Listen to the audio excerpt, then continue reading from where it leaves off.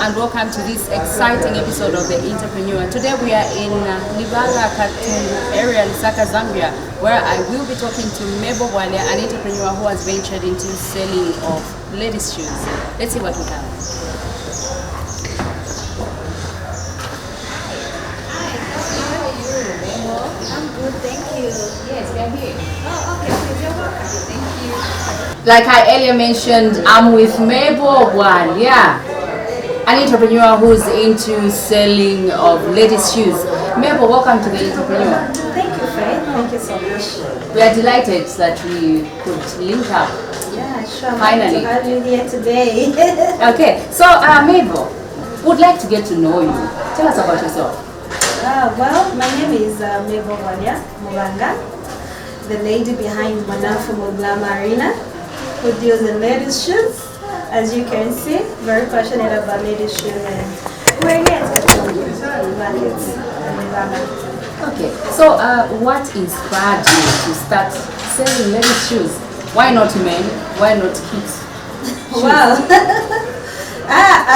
It's actually a very long story, but I'll cut it short. I think growing up, coming from a boarding school and admiring people wearing heels, I think at one point going for a movie by arcades, then there used to be a cinema. You'd see the vibrance in the women, the way they are walking, and then like, okay, when I grow up, the moment I finish school, I'm going to make sure that I start selling ladies' shoes. And before I could even start, I loved heels. And so you find that most of the times, if I go to the market, I just found that this beautiful shoe, I will buy it. And I said, why should I? And every time I wear that shoe, people would actually compliment it. And I thought, let me try. And you'd find the first job project that I had, I would carry heels in my handbag, and maybe 2 pairs. If I see my boss loves shoes, I'll go there and tell her, do you want to have this shoe or which type? And they'll tell me, I want this shoe. And I would definitely look for that shoe wherever I can find it, just to supply to that particular person. And as it grew, as I loved shoes and I wanted, more people knew now about the shoes, that I sell shoes, but not on a large scale. I had now to make sure that it's on a large scale. And eventually I'm here because of the way I love shoes. Wow, the passion started when we were quite young. Yes, very, very young. Okay, so what does your business involve? Tell us about your business. Okay, so as you can see, we involve ladies' heels, and we also have pumps. Today we just don't have, I think this month we haven't had boyfriend shoes. And these are the main things that we sell. And also we do sell handbags, which sometimes somebody would want to say, I want a white shoe and a white handbag. And of course, those shoes have to have a label. It's not just any shoe that we stock here. So if you have a look at the shoes, they all have a label. They just don't come from anywhere. We have our supplier, specific supplier, whom will tell this is the type of the shoe that we want. And that's what our business is all about. Okay, so let's talk about fashion trends.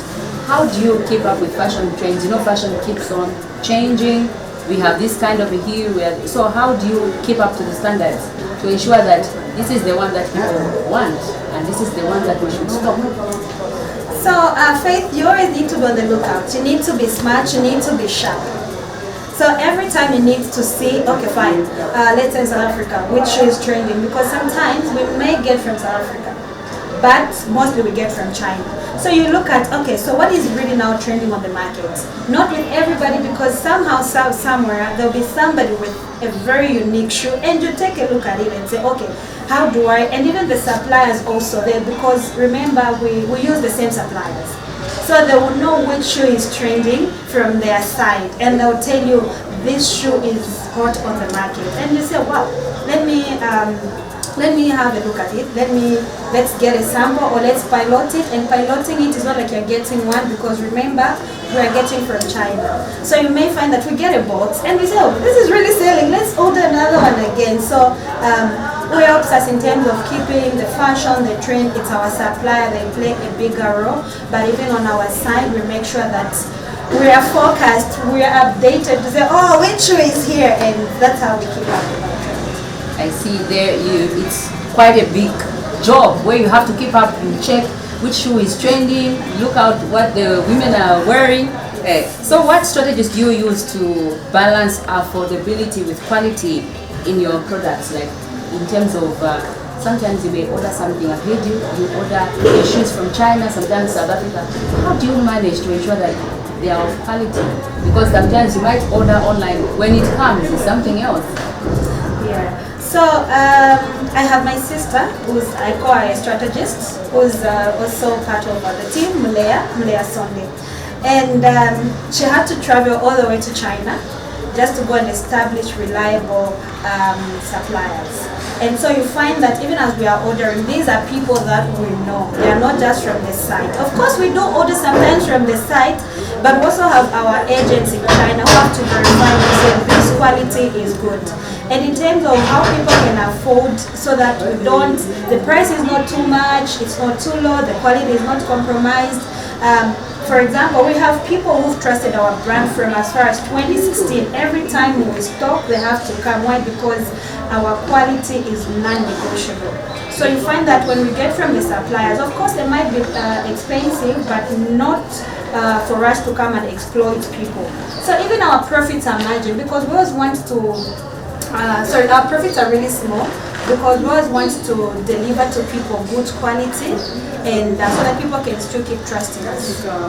Okay, in terms of technology, how has it helped in terms of advertising business? Like the way these have come, wow, it's a plus.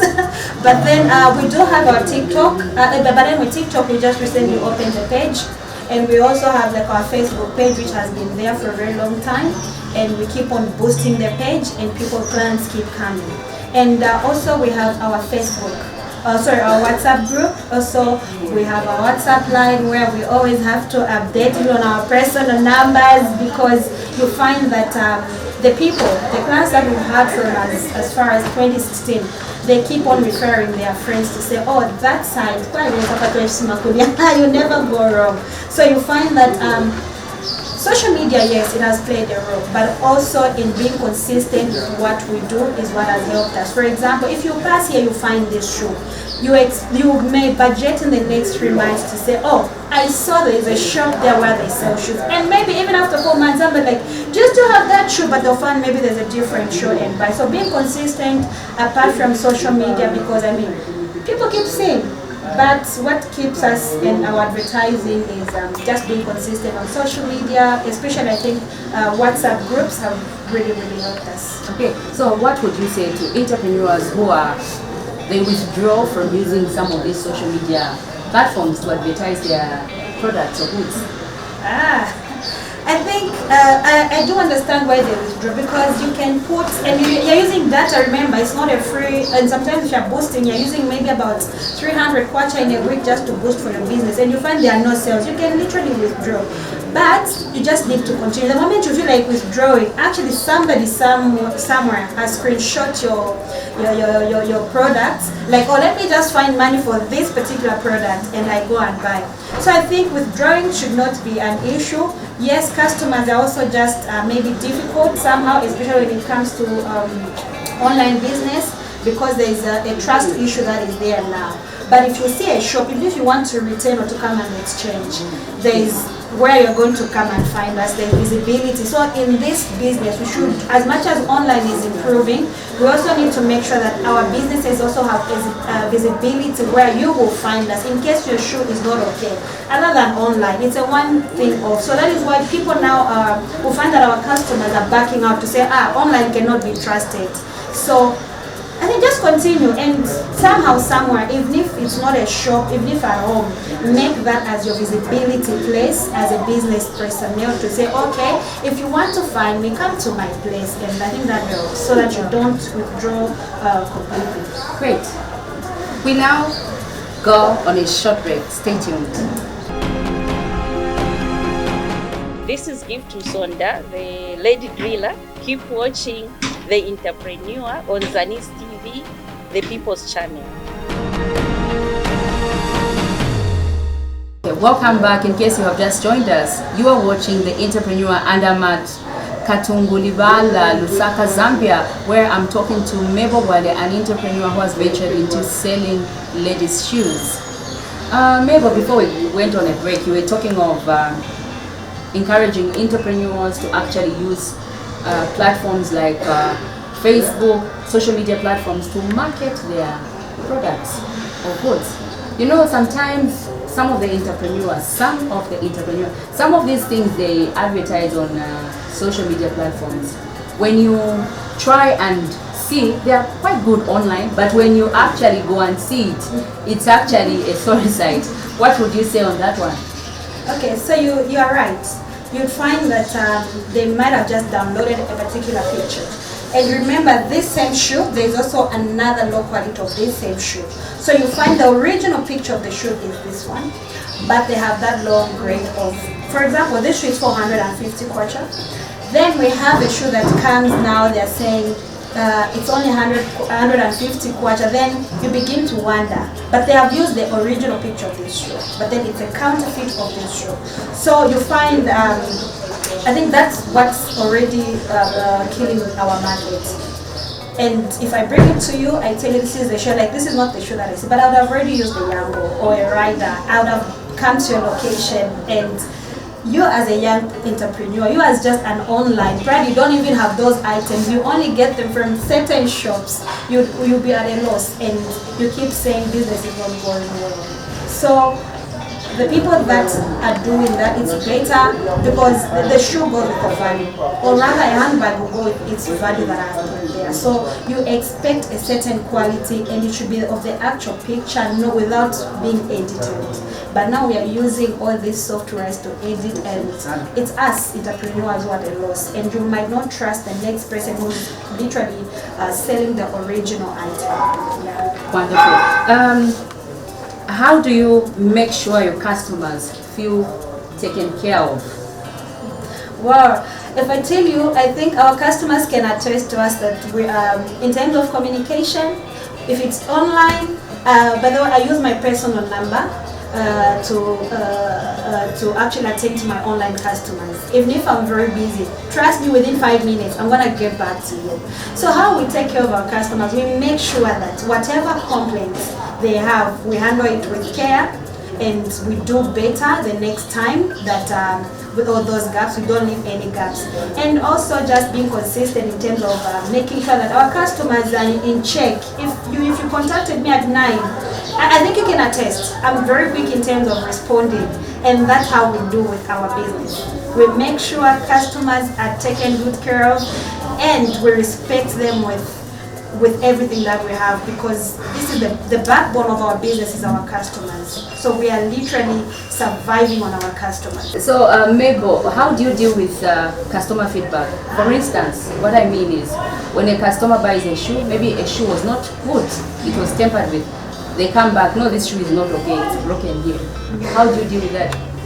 Well, like I showed you, we have our lady Anna, and to avoid all those complications, those mistakes, and so on and so forth, we make sure that before you leave this shop, or if you are, those things are inevitable, I would say. But then before the shoe is left, even if you are on the copper belt, we make sure that we check your shoe. But then if it comes with that problem, which is very genuine, without you didn't wear the shoe and you just discovered this shoe is broken, I mean, who are we not to exchange? If we can't exchange, maybe your size is done, we'll definitely refund you your money without withholding any amount or any percentage.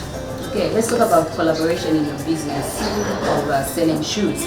Do you actually collaborate with stylists or promote your shoe collections? No, we don't do that. Like I said, our business started from as far as I think that was 2015, and we've managed to establish ourselves with good customers who have also now trusted us with good quality to say we deliver.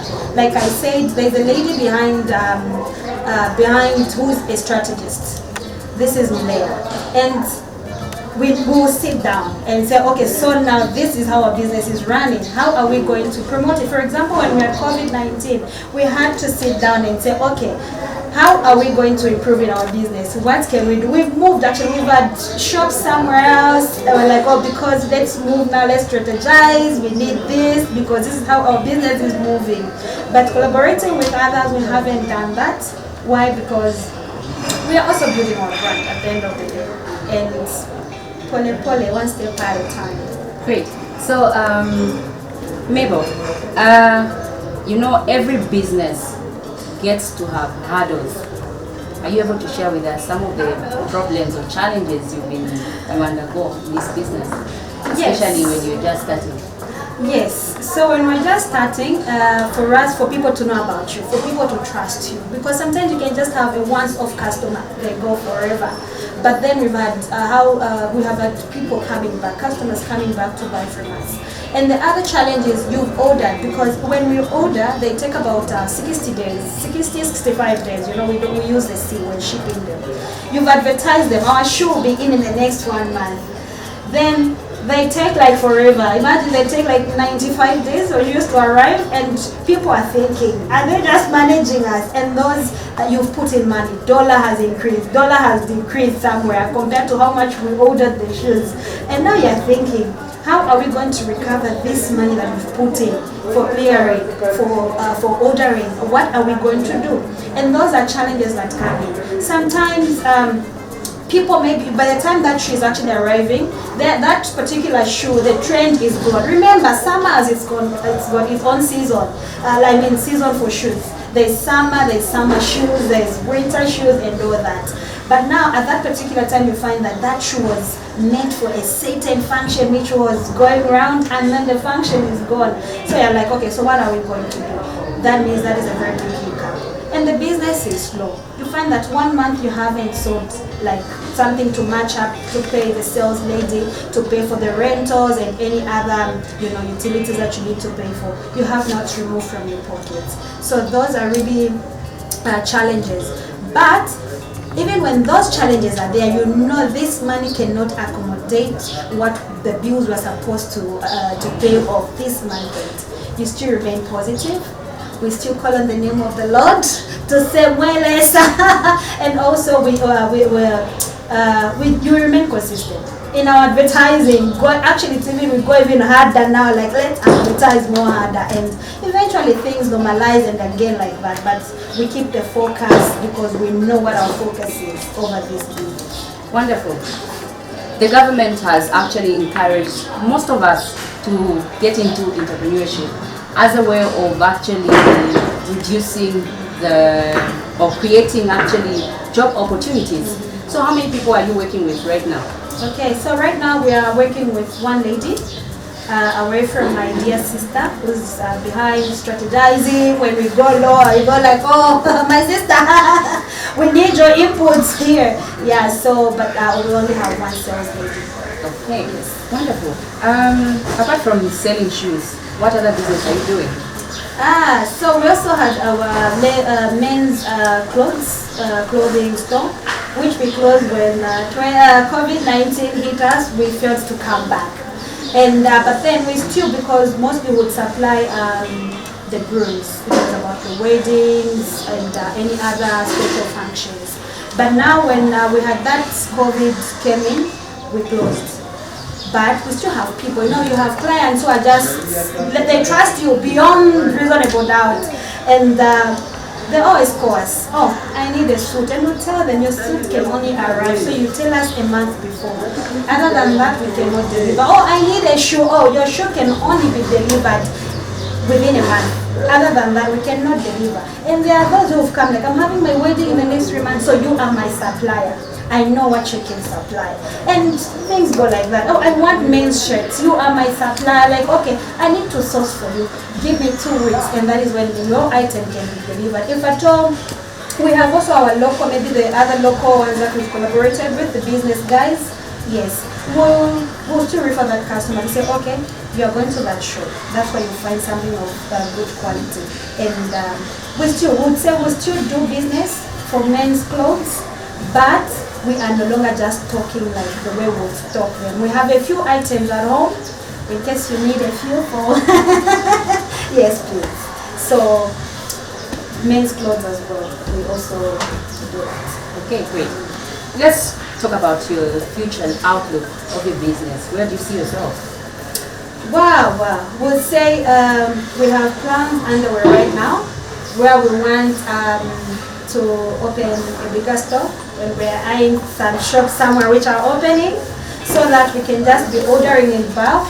Instead of retail, we begin to do wholesales of different items, away from shoes, different assorted items from China, bulky, and here people just come and buy on wholesales. Okay, do you have any appeal to government for entrepreneurs who are in this similar kind of business that you are doing? Yes, please. What I would say is I think the government needs to look into the young entrepreneurs. Because, for example, if you go to Bwalya, we have a whole lot of young people, especially young men, who are really pushing so hard, who are, I would call them agents. They don't have the shops of their own, but they are agents. And make the Entrepernuer group, Entrepernuer app more accessible to such people, and maybe sensitize them more on how they can have access to it, so that they can also have their own independent businesses, which will help us as a country at large. Okay, great. What advice do you have for entrepreneurs who want to start this kind of business, selling shoes, ladies' shoes? Also, I would say in every business there are challenges, and also in every business there are also advantages, disadvantages and advantages. So if you look at it from a disadvantage point of view, you will never climb the ladder, you will never establish or say, I will start you can, the best thing that particular person is they can do is approach anybody who's doing this business. Find out how they are thriving. Find out how they are ordering. Other than you ordering a fake one, it will kill your customers. But find out, no matter how much you have, you may never know if we're ordering, say, oh, I want to put 5 pairs on your orders. I mean, that's like, oh, come, now, I'll accommodate that. So the best is that new entrepreneur, do not get challenged with the challenges, I would say, but focus and be passionate about what you do. Because even when challenges come, when you're passionate, you will still thrive. You will still keep your being positive, and you'll find that you're thriving through that business. So collaborate with people you feel, I want to start that particular business. Collaborate with them. Go and find out, learn with them over a cup of coffee, of course, so that people can offload data from them, and you thrive. Yeah, especially if you're a school leaver as well. This is the time that you can start this business. It's not something that is very difficult. And you know, others, just to add on, other people now, it's more easier to order online. And others are saying, I don't know how to order online. I mean, if you have a smartphone, you can still approach any person and teach you how to order online and begin your small business. It's not necessary that you need to come and order the big shoes like ours, but you can start even with small handbags. So if you're a school leaver, don't wait for that university to call you. Don't wait for that application, to go through. Start up with something. If you want, go to Carousel or wherever and order small things, and begin to advertise on your WhatsApp status, other than you putting any other things. Yeah. Mable, thank you so much for making an appearance on The Entrepreneur. We really appreciate it. Thank you so much, Faith. Thank you, Zanis TV, for having me. We hope to have you more. Great. Thank you. Well, viewers, there you have it. This has been The Entrepreneur with me, Faith Katai. Thank you for watching. Goodbye.